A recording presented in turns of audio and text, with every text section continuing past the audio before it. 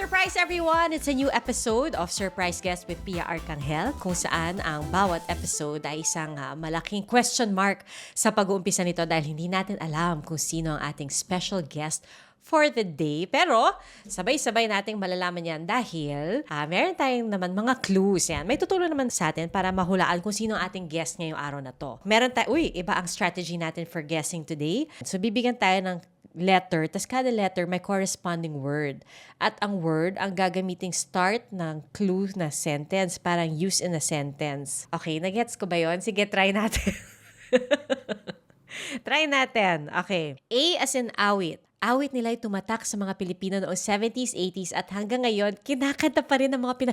Oh my God, APO Hiking Society. Tama ba? Wait, baka masyado akong na-excite. Letter A pa lang na nag-ano na ako. Pero kasi 70s, 80s. P, paano? Paano mo malalaman itong pag-ibig ko sa iyo? Yan ang linya sa isa sa mga kanta nila. Yes, tama ako.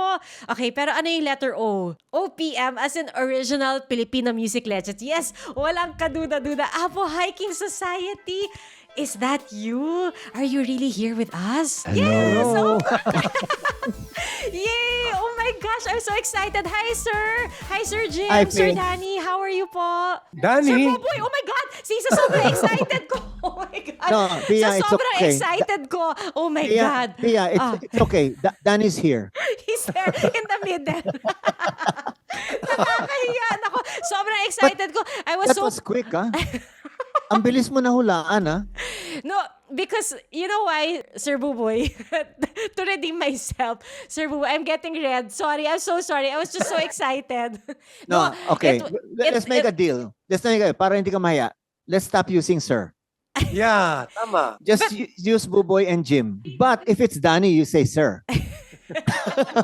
Hindi siya pwedeng Just ano. kidding. No, I have to explain because Sir Jim was my professor in college. That's why I still call him Sir Jim until now. Oh my gosh, really? And Did you learn Yes. anything? you were my A student. Yes. Ano? She was an A student. Because of Arcangel. Huh? Eh, Because of as in Arcangel, Arcangel. yeah. I mean, sobra. I would give, di ba, mga essays, di ba, mga ganun. You'd always submit, Yes. like, I always put the best writers and the best papers at the bottom. So when you read the mga so-so, pag nagsasawa ka na, biglang mababasa mo na yung mga magagaling. Gaganahan ka. It's a good session to end. Oh, wow. yeah. I'm so honored and flattered but still so embarrassed. I was telling Igan, nga nung nasa news kayo, sabi ko, teacher ko si Sir Jim. Sabi niya, talaga, anong pinapagawa niya sa'yo? Sabi ko, hindi ko makalimutan. You had this one assignment for us. Binigyan mo kami ng different CDs, kakaibang music. That World was the music. assignment. Oh. World music. And we had to write essays about it. Sir Boboy, the CD that I got, Mongolian Throat Singers. Sabi ko, wow, I have never heard Mongolian throat singers in my life. Kaya hindi ko makalimutan. Yeah. But I think mataas ata yung grade ko sa paper. Oh. Alam mo bakit? Hindi niya rin alam yun eh. Hindi, alam mo man ang title ng album na binigay ko sa kanya? 37 Horses is My Herd, di ba? I don't remember. Yun talaga yung title. Yun ang title, something like that. 45, Mongolian eh. 45 horses is my herd. The idea there was really shock and awe. Yes. So I remember, sabi na mami ko, ano bang American and pinapakinggan British mo? music.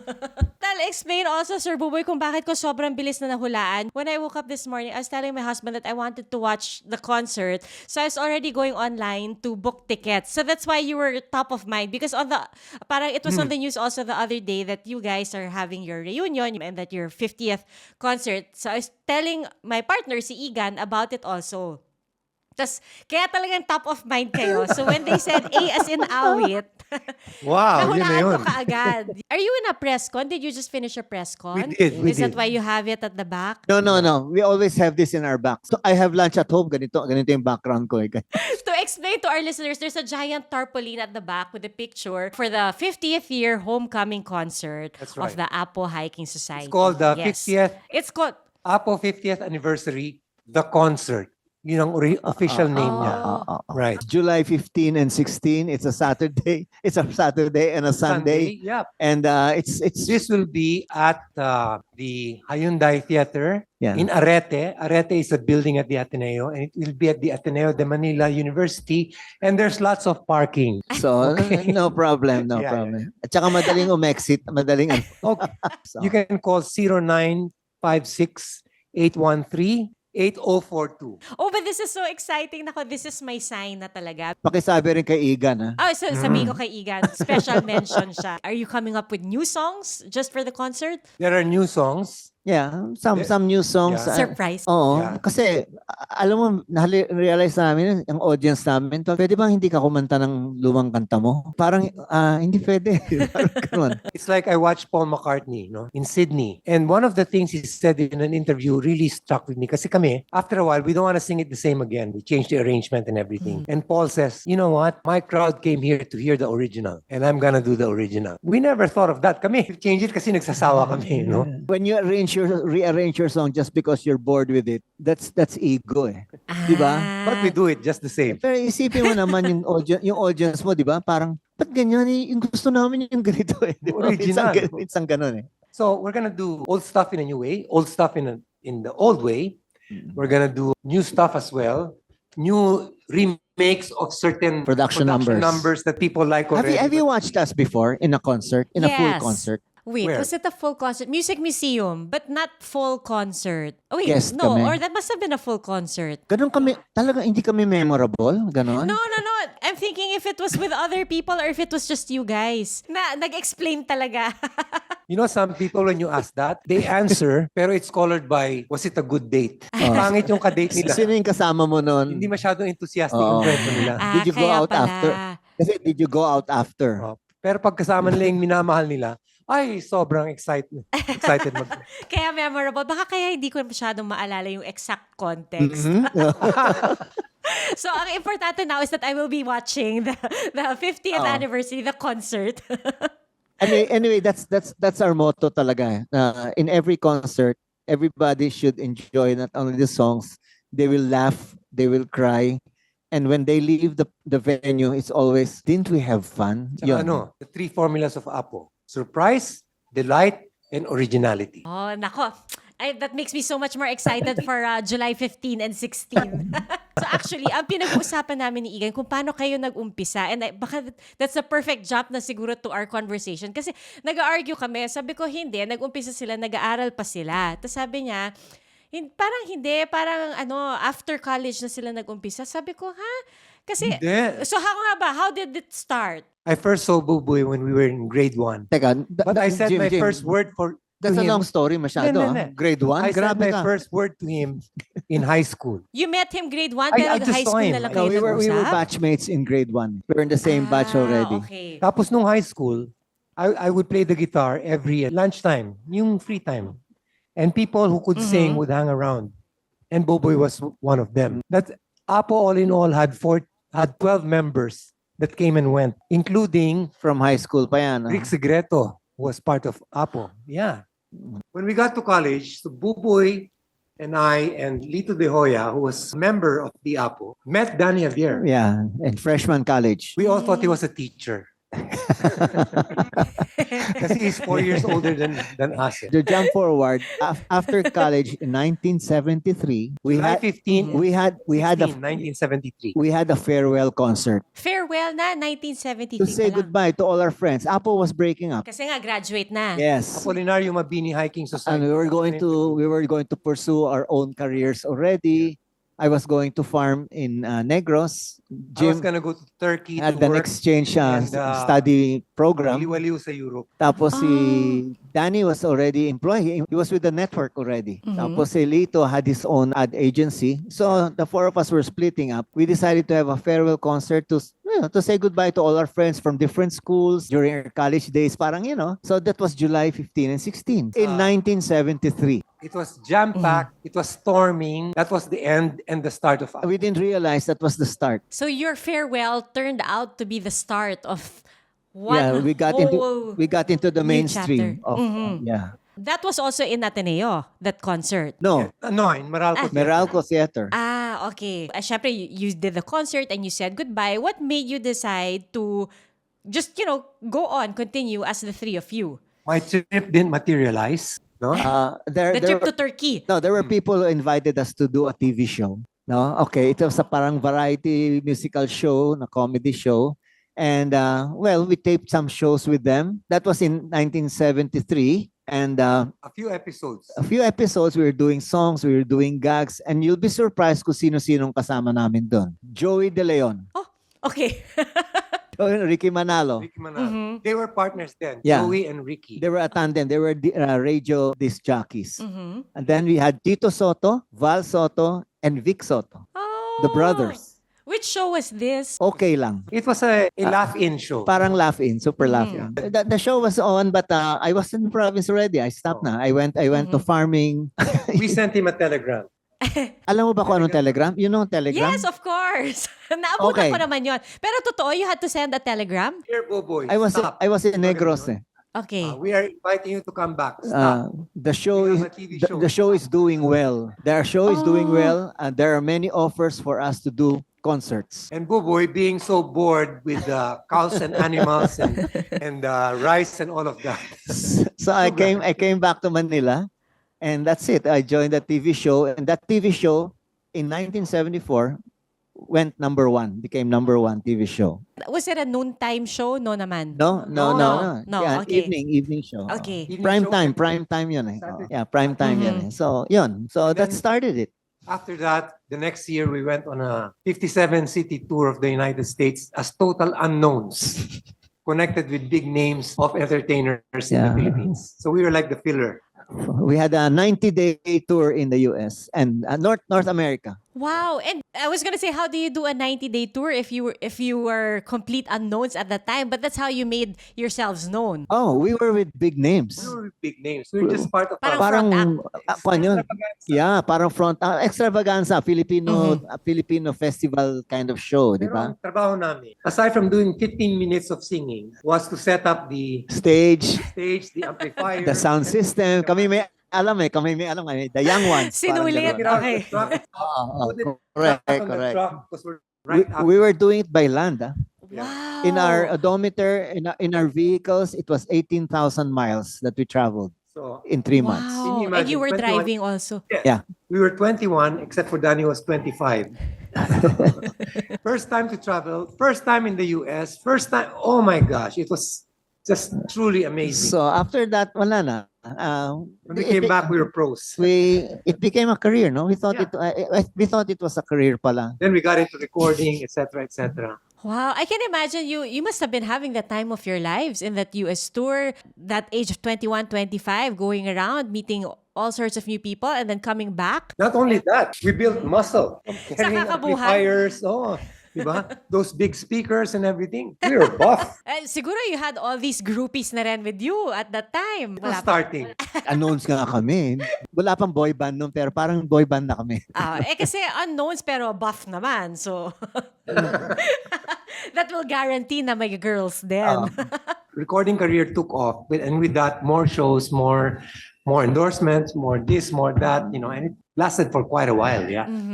And now it's 50 years from that day. Wow. And that's what we will be celebrating on July 15 and 16. Yes. Okay. Yes, actually. Is it okay if you tell us again about the history of the name? Kasi nga, when you started, Apolinario Mabini Hiking Society, and then iniksian nyo na lang eventually. Well, put it this way: we had to represent our school In a high song school, fest. In a song in a fest. song festival, and we didn't want to put Ateneo de Manila, high school singers. Napaka-corny naman nun, di ba? During that time, the groups were like the Elusives, the Hijacks, puro mga pakano, very American ang dating, di ba? And we wanted something that had a double take. So, AMHS, Apolinario Mabini Hiking Society. And that was so Or contradictory. Ateneo de Manila High High school, School. okay. Because it's a AMH. paraplegic, di Oo, ba? yes. Tapos hiking society. So, and people have said, what? Yung ganun talagang reaction. And we loved it. We really loved it. After martial law, when we got a notice from the Ministry of Information. And they said, you can't use Apolinario Mabini. The use of a national hero. The name of So a we national said, Apolinario Hiking Society. Then the fans themselves dropped Apolinario, naging APO, and that's what it has become. A funny story about that, we were doing a concert in Davao, APO Hiking Society. Yeah. And a lot of Japanese tourists were buying tickets. And then when they ask what time we go? And then 8 p.m. Oh, very dark. How do you climb mountain? They really Very thought dark. it was a trek to Mount Apo. When they found out it wasn't, they returned the tickets. Sana they stayed na rin for the show. But talaga, why at night? Napaka-interesting naman ng background ng name of the group, di ba? Do you have like parang in your minds, I mean, I'm sure like when you guys, get together or when you have your catch-ups or whatever, do you discuss what you think made the group really, last so long and, be relevant, stay relevant? Because it's one thing to still be together after 50 years, but it's another to still be relevant and still be known after 50 years. What do you think was the key? We'd like to give you tips on longevity if you want to get into showbiz. Okay. One is Natatawa si Sir Boboy. Kasi longevity. longevity.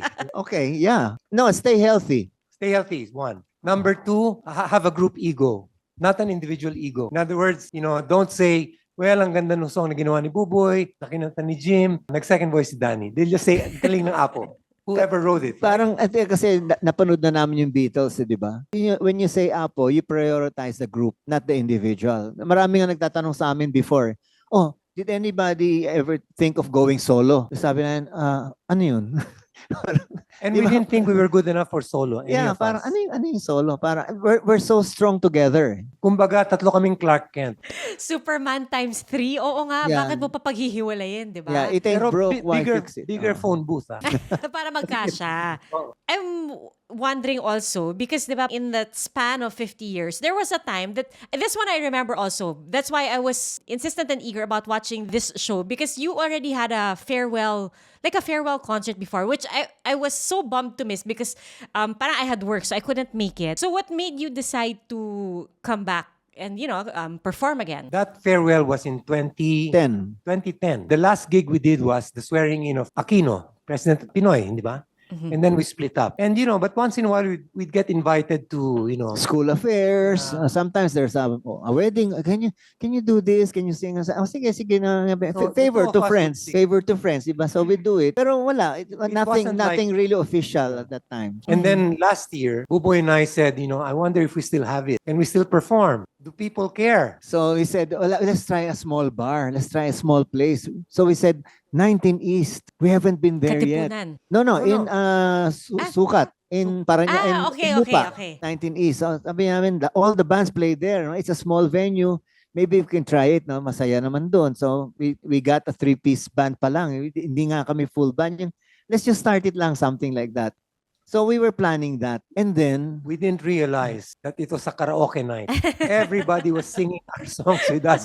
So much so that Boboy could not even hear himself, Because there was this guy from Singapore, and he was right in front, and he was singing louder than us. Wow, from Singapore? As in Singaporean national? yeah, ang daming mga Daming kasi ganun, no? December, that was December. So there were a lot of balikbayans. So they were just so happy, that they had with that show that they had something to catch up on. And there was this 15-year-old girl who was singing all our songs and dancing to it. Paalam pa ng lyrics. Sabi namin, after the show, sabi namin, how come you know all our songs? Eh, yung tatay niya, kasama niya nanonood eh. And then after that, we noticed that the crowds in the concert were like, Lolo was there, Papa was there, the son was there, and the Apo was there. Sabi ko, tayo lang yata ang grupong may crowd na ganun eh. So maybe we thought maybe it's a sign that maybe we should go on with it. So that's why we did another small theatrino, and then we did museum. By that time, Soler. we got a lot of invitations already to do other shows. So and then Jim thought of this.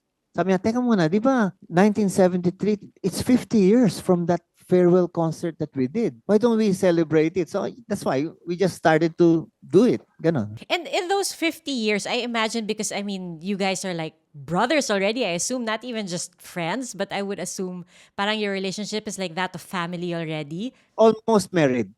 But no sex. Oh, ganon. Our children believed for a long time that they were all Cousins. Oh. Somehow related. Oo nga, no? Kasi you would Oh, always yeah. be together. I became the ninong of Boboy's son. Kasi ganon, di ba? Ang Filipino families, di ba? Ganon, pag Intertwined. magbarkada na kayo, tito, tita, tito. So parang kamag-anak rin kami talaga. Oo. And they saw us every week. I mean, more than that, more than relatives. And how would you manage the relationship, the dynamics as well? Kasi, di ba, like in any family, minsan may tampuhan. I mean, hindi naman kayo always agreeing with each other.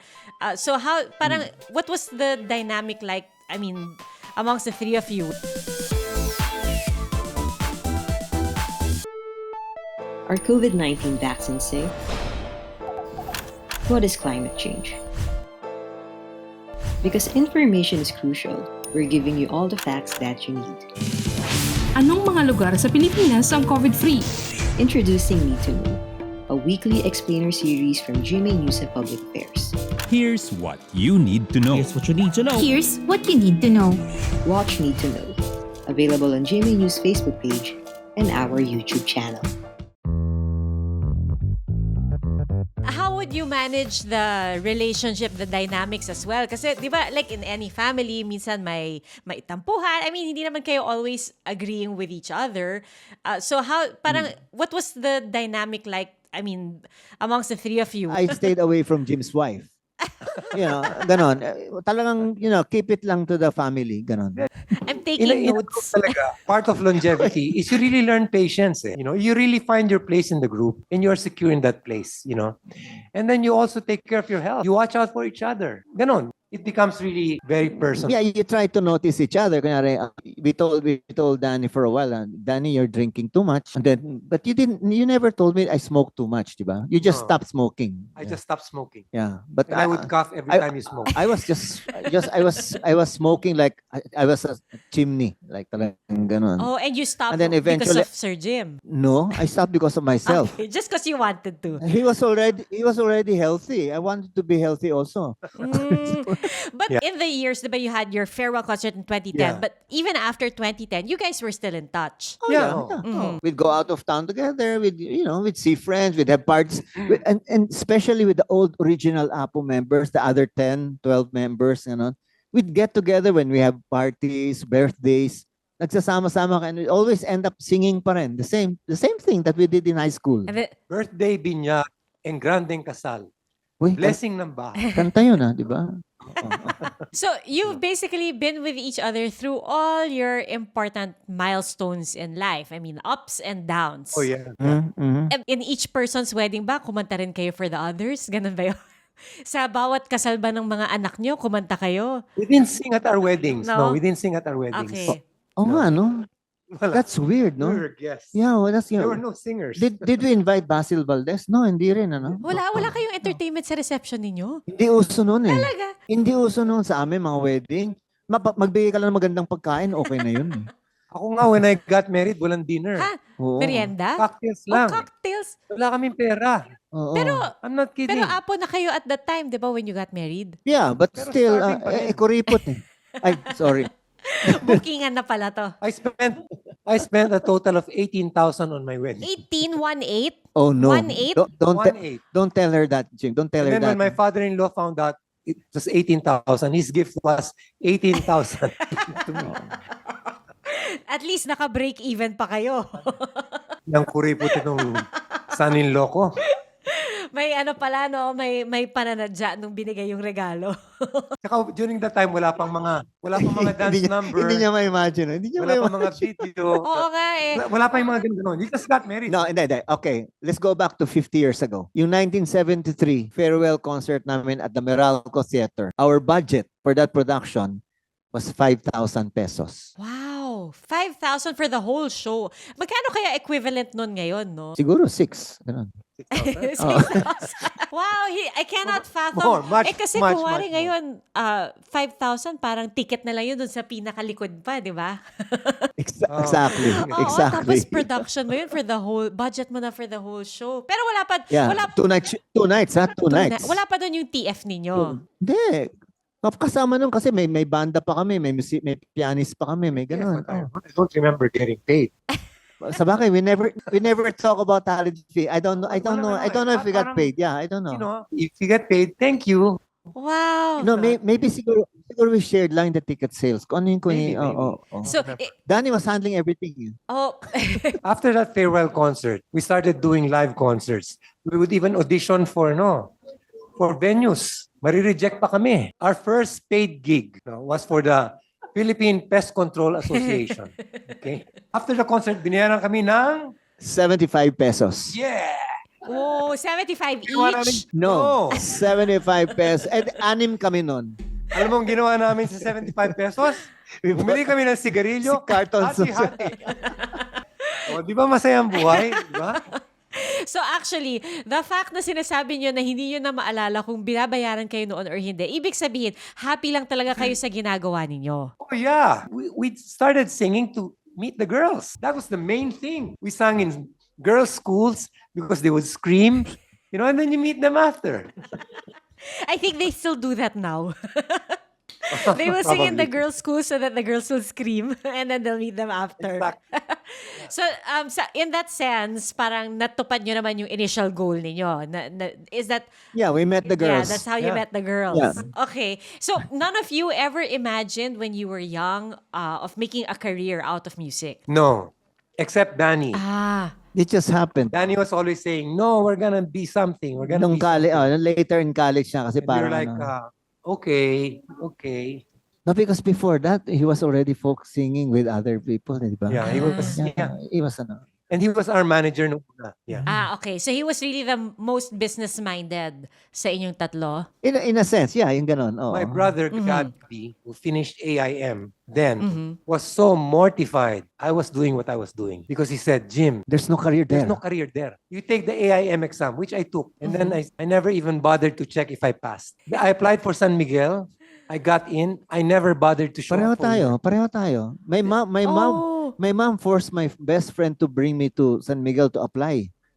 Sabi niya, what are you going to do? You're not going to sing your whole life. Sabi, si Sunny. Sabi niya, isama mo nga to. So we went to San Miguel Corporate. We were accepted. But I never went to the interview after that. Parang, Went to the interview.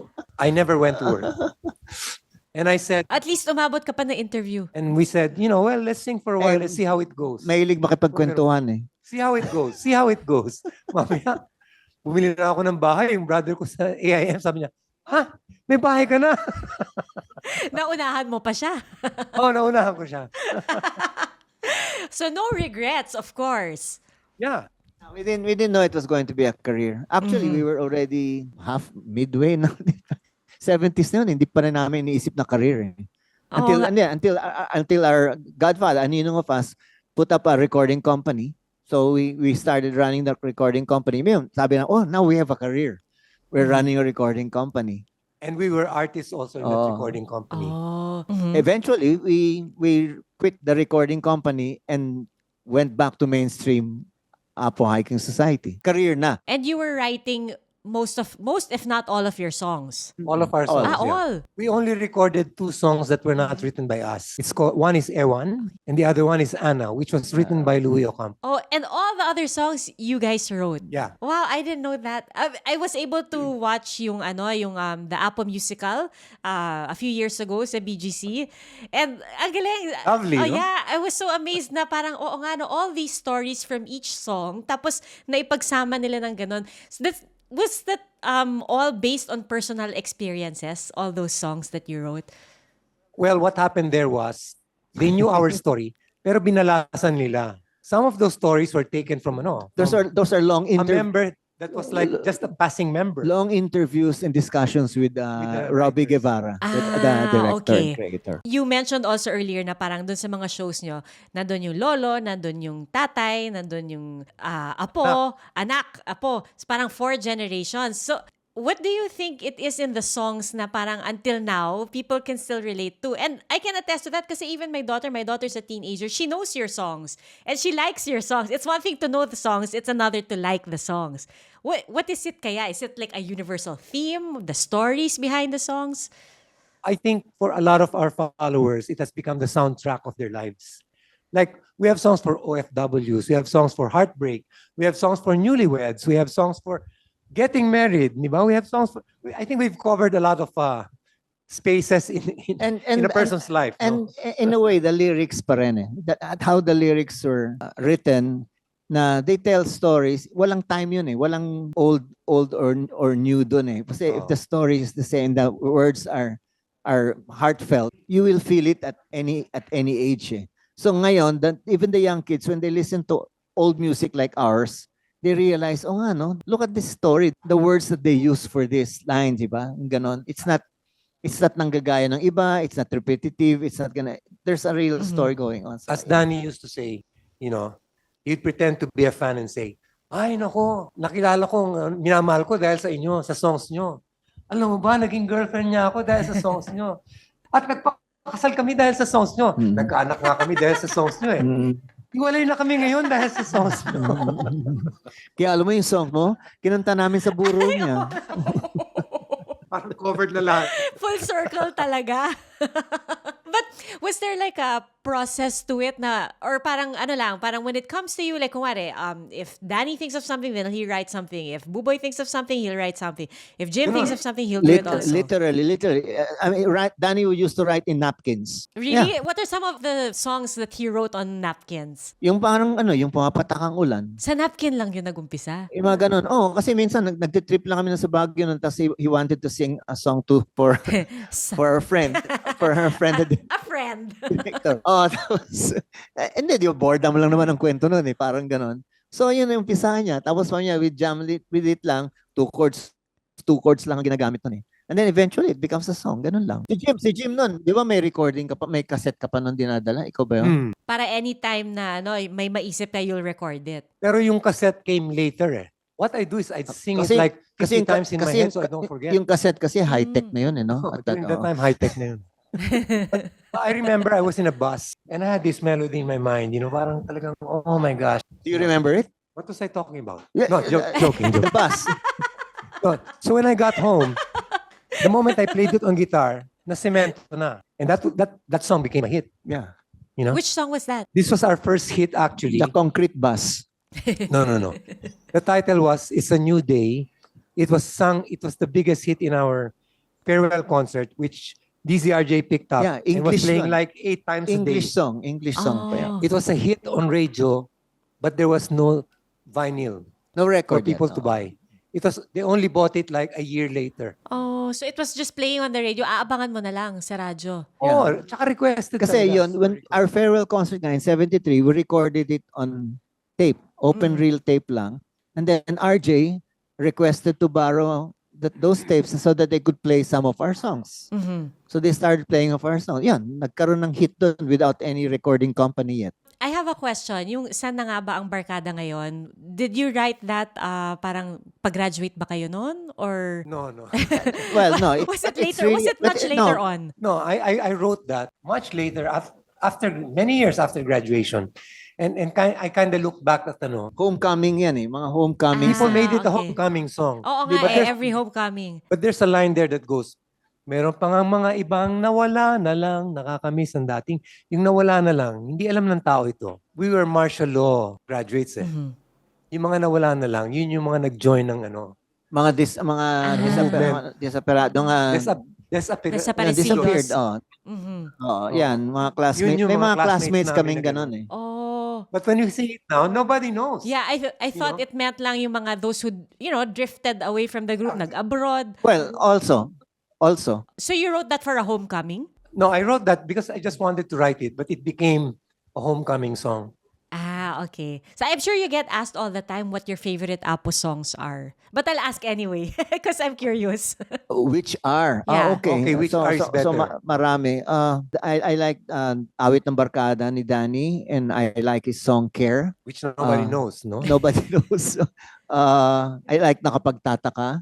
Yun. I like yun. Pumapatak. I like When I Met You. Yeah. Panalangin. I like Hanggang May Pag-ibig. Even You don't even know, yung kaibigan, before, mga mga OFWs, it was like their theme song in the 70s. Oh. And we didn't know it Mhm. until we toured. Ah. We went to Saudi Arabia. When we sang that, nag-iiyakan lahat sila. Mhm. Kasi apparently, Yung palang built into the OFW experience is the fear that your loved one will iiwanan ka talaga. go somewhere with someone. May kasama ng iba. Yun ang message nun eh. Oh. So when we sang it there, iyakan sila lahat. Oh, okay. Actually, yun nga, you have songs na nakakakilig, tapos meron din songs na nakakaya. Ako personally, yung Awit ng Barkada, naiiyak ako doon. I don't know. Siguro kasi nga, they play it pag homecoming eh. At saka school. Oo. It's so school, di ba? Oo. Oh. Parang nakaka-relate. We prepared a short game for the two of you. I How was, can you prepare? We were surprised. No, exactly. That's what I was about to say. I'm about to read the mechanics because it's a surprise nga. Now lang I'm gonna read the mechanics of the game. They prepared pala. They prepared. I'll read it lang. Sorry. It's called, fill in the lyrics. So the first part you will answer, and then the second part, I will be the one to try and fill in the blanks. Okay. And then yung note, pwedeng kantahin. Pwedeng kantahin yung sagot. Okay, I will try. I'm sure kaya niyo yun. Okay. Okay, first song for Sir Jim and Sir Buboy is When I Met You. Nahiya ako to sing it, so I'll just say the lines. There I was, an empty piece of a shell, just minding my own world without even knowing. What love and life are all about. Then you came, Then you came. See? brought me out of the shell. You gave the world to me. Gave the world to Before I me. knew, There I was, so in love was. with you. Sinagot niyo na yung part ko. Part mo ba yun? Ano ba yun? Nakalagay dito yung part ko dapat. And before I knew. Dapat part mo yung, Pero you okay na, okay gave na. me a reason. A reason Oh, for my baby. being. Yan, okay. When you stop singing, I have to make my voice softer. I have a confession to make. Kasi, there was a time before I interviewed naman si Sir Joe Marie Chan, and then they asked me to do it with him. And when I did, nawala talaga. It took him a while to get back into tune, and they're accusing me of parang talagang putting him out of his element. So I don't want to do that for you right before the concert. You actually detuned Joe Marichan. You led him astray. Medyo natagalan bago nabalik sa tamang tono. So I don't want to do that for you right before the concert. Okay. So I'll just recite. Pero ito, second song. The second song, okay. I'll say the first lines and then you fill in the blank. Nagsimula ang lahat sa eskwela, nagsama-samang 12 sa kalokohan at sa tuksuhan hindi maawat sa isa't isa. Madalas ang standby sa cafeteria isang barkada na kay saya. Laging may hawak-hawak na gitara. Konting udyok lamang kakanta na. Kay simple lang ng buhay noon, walang mabibigat na suliranin, problema lamang. Laging kulang ang datong. Sana nga ba? Tama ba? Is that the next line? Yeah. Sana Inabot mo yung datong, no? datong. Yes, alam ko kung ano yung datong. Ano nga bang barkada Kailangan ngayon? ko rin yon. Kasi ibang tao ngayon, ano yung datong? Naabutan ko yon. Nako, yay! So, okay, at least hindi ko kayo na ipariwara. Na-detune. Na-detune. Nagawa niyo pa rin right in tune and on pitch. Thank you so much for being so game to do this with me. So much fun. I'm so happy. Sir Jim and Sir Buboy, thank you so much for taking time out to be with us. You must be very busy these days leading up to the concert. Before we wrap up, I'd like to ask if there's anything you wanna say to all your friends, followers, fans who started 50 years ago and Of until course, now. we'd like to invite everybody watching, listening to this, to our July 15 and 16 concert. This is a 50-year anniversary for us, no? And minsan lang nangyayari ito. Minsan lang kami nagkakaroon ng concert talaga. So totoo lang. We can't wait for another 50 years eh. So once lang talaga ito mangyayari. And Arete is a small place. We're only expecting 2,000 people for that weekend. So please reserve your tickets early so that you can get a good. Actually, all the seats are good in Arete. All the seats are good. If you want to reserve right now, as you're watching, 09. call 09568-138042. One more time, Or you can also go to- 09. Ikaw na nga magbasa. Hirap na hirap ako magbasa niya. 0956-813-8042. Or Okay. you can go online to tickettome.net. And when you go there, you're going to see all the plays and concerts going on. Look for APO. You see the seating plan. You can choose what you want. Pay online, and that's it. Lastly, Pia, to all our friends who are probably in our Viber groups, you can call us or text us. And we'll lead you to where the tickets are.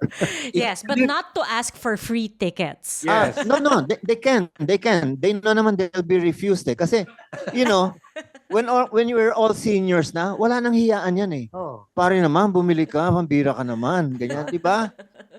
Paano na lang yung Oo, aking pwede naman. medication? Oo, yung gamot namin, di ba? Oo. At saka yung apo ko, pang tuition ng apo ko yan. Ganyan. Anything. Okay, very clear. We know where to get the tickets that we will pay for. Are you dedicating somehow this concert to Sir Danny? Oh, he'll be there. Oh, yeah. Oh, yeah. He'll be there. Definitely. So you can say, hi, Boboy, Jim, and Danny. Yeah. Pero sorry, not the not the urn, but he'll be there. So when you see me in the front row, waving to someone behind you, alam niyo na kung sino Okay. yon. Oo. Sino yun? Si Sir Danny. Don't be surprised if he waves back, ha? Baka may kumalabit. Nako, Sir Anyway, Jim. thank you. Sir Boboy, Thank you very much, so Pia. much. Thank you very You know much. what? Wait, best interview yet. Loved it. Thank you, sir. Thank you so much again. This surprise was planned by the team of Nikki Del Mundo and Aubrey De Los Reyes, edited by Shirley Paghiligan with the wonderful people of GMA Integrated News. Don't forget to like and subscribe. Till the next surprise!